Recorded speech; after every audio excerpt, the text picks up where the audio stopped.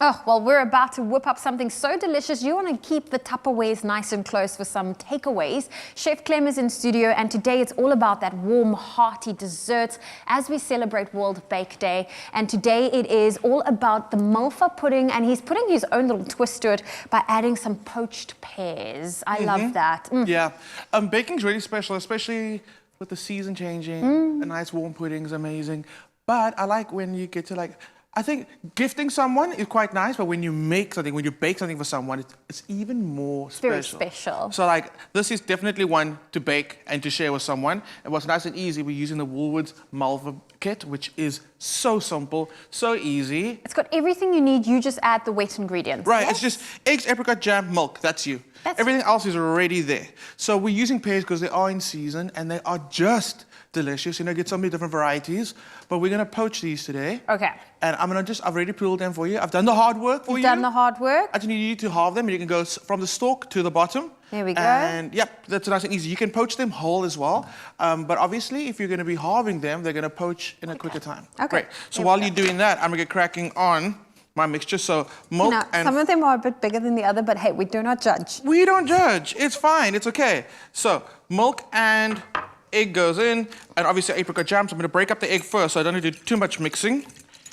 There we go. And apricot jam, we know, is traditional when it comes to Malva pudding. I did not know apricot jam would go into a Malva pudding. Okay. Yeah, it's traditional. It's part of it. It's part of the recipe. It is part of the recipe. Always been part of the recipe. And I was just thinking now, I mean, I don't want to break tradition, but what if we added a ginger jam? I was wondering, because ginger and pears, go really well together. We're kind of thinking about that one. Okay. That could work. So then we've got our mix for the Malva pudding, and everything's labeled for you, so you know what's what, so you don't add the wrong thing to the mixture. There we go. That can happen. They make it really easy for you. So this really is a simplistic, just follow the steps and you'll be okay recipe. Yes. And of course, the one we are making today, Chef Clem has it available. You can find it on woolworths.co.za. All the steps, everything that you'll need to make your Malva pudding with poached pears at home. It's going to be delicious. It's going to be so delicious. And it comes together so quickly, so you don't just spend hours in the kitchen baking. Okay, so... What did you just add there? You see me multitasking. Yes. I heated up the milk because, as you know, Malva's got to have that sauce that goes over it when it's done baking. So that's stir for you? Yes, you can, and it's actually done. It's done. Okay. So what I can ask you to do is you can just pop that into our baking dish, and we're reusing our dish from the tear and share bread. We are obsessed with those. Of course. So, okay, I've added some verjus to my pot, and that's going to be the liquid that we actually poach our pears in. So verjus goes in, and then some sweetness is going in, and that's going to be our sugar, brown sugar. Just a little extra depth of flavor there. Give my milk a stir. Don't want that to burn. Here we go. Turn off for a second. So then some star anise goes in. It's all these winter flavors. And then cinnamon, spices. Of course. Great spices. There we go. And then your pears that you've halved for me. There we go.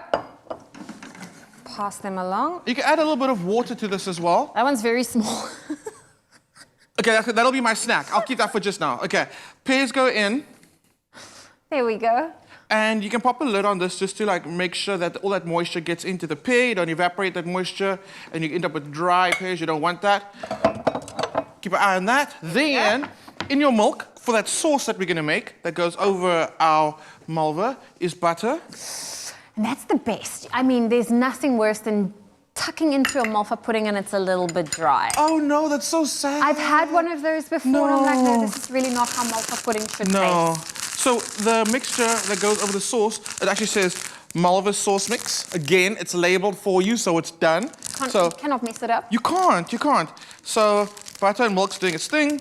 This goes into that mixture, and you're just gonna stir it. So as soon as your Malva pudding comes out the oven, that sauce goes over the top. Your pears are beautifully poached, and then we can just plate it all up. Okay. It's super simple, but I kind of like the idea that, especially with load shedding coming back again, where's my light be? With load shedding, if you're gonna bake, you don't want to get caught off guard, and then you got something in the oven, load shedding happens, and you're like, what now? Check the schedule. Someone told me a story about a chicken that she made, and then load shedding happened. Do you remember the story? Was it me? Yes. And then the chicken was left in the oven. You know, can I tell you what happened? I got home, I was away for the weekend, and I got home and my fridge was open. So I don't know how that happened or for how long it's been open. But I have a feeling the things that are in there is no longer edible. If we don't see Zoe tomorrow. Food poisoning. No. She's fine. She's gonna be okay. Okay. So here we have our done Malva pudding. You've poured the sauce over. Yes, I poured the sauce over. And what I like to do is I like to prick little holes in it. Oh, and then just pour to get it to absorb. To make sure it really gets in there. And you want to pour sauce over when it's still hot. Sorry, did I call you out on TV? That's okay. I'm used to it. Okay, won't do that again. Beautiful pears. And again, you don't want to cook it to the point where it just like falls apart, okay? You want to have some structure and some texture in there. Don't mess. But it's okay, it's part of the artistic. It is. And then that sauce that you've made, that's got so much flavor in it, so do not waste that. Get that on there as well.